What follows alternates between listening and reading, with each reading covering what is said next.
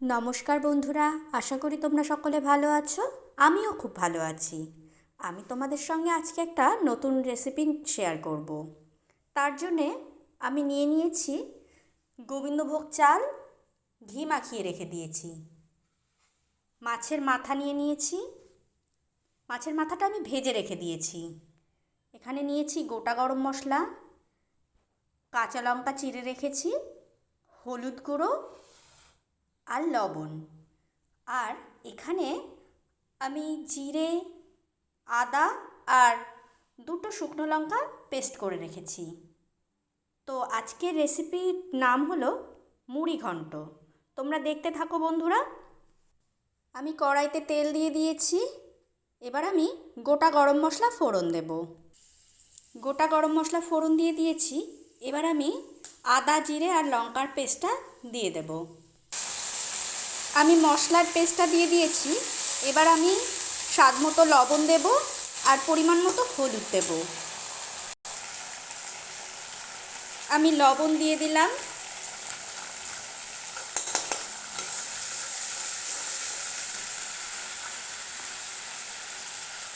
আমি হলুদও দিয়ে দিলাম।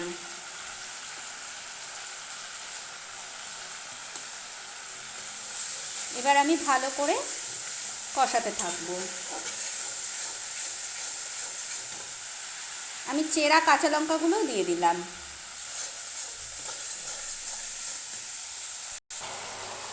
আমার মশলাটা প্রায় কষানো হয়ে গেছে, মশলা থেকে তেল ছাড়তে শুরু করেছে।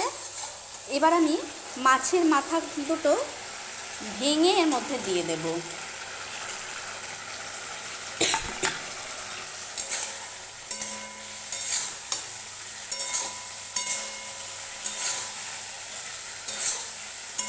মাছের মাথাটা দিয়ে আমি ভালো করে কষাতে থাকবো।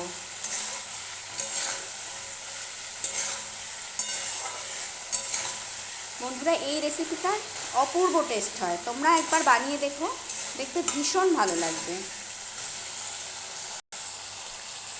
এবার আমি ঘি মাখানো গোবিন্দভোগ চালটা দিয়ে দেব। চালটা আমি দিয়ে দিলাম।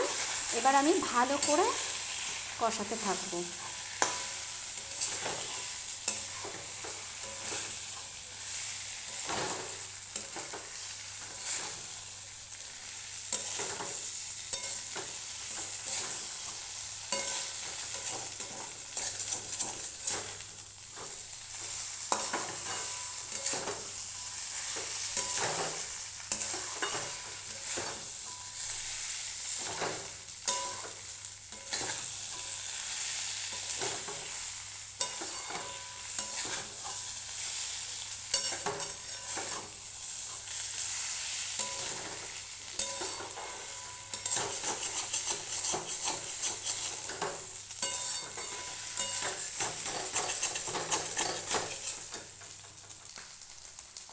আমি ভালো করে কষিয়ে নিয়েছি।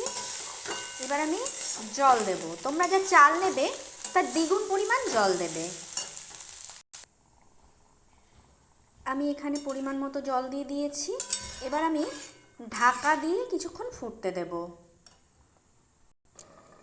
আমি এবার ঢাকাটা সরিয়ে দেখে নেব কি অবস্থায় আছে।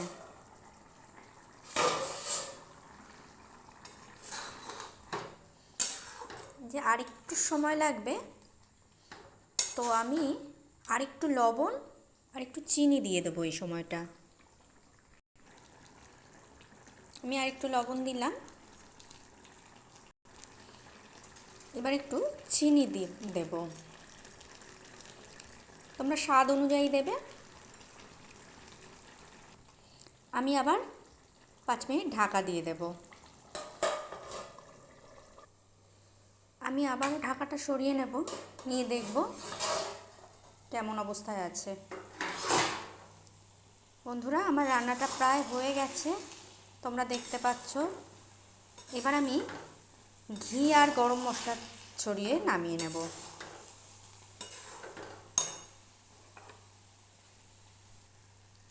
আমি ঘি দিয়ে দিলাম আবারও।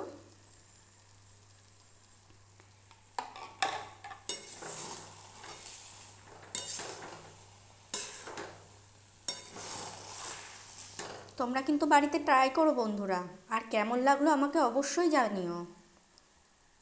তোমরা সকলে ভালো থেকো। আজকে তাহলে টাটা।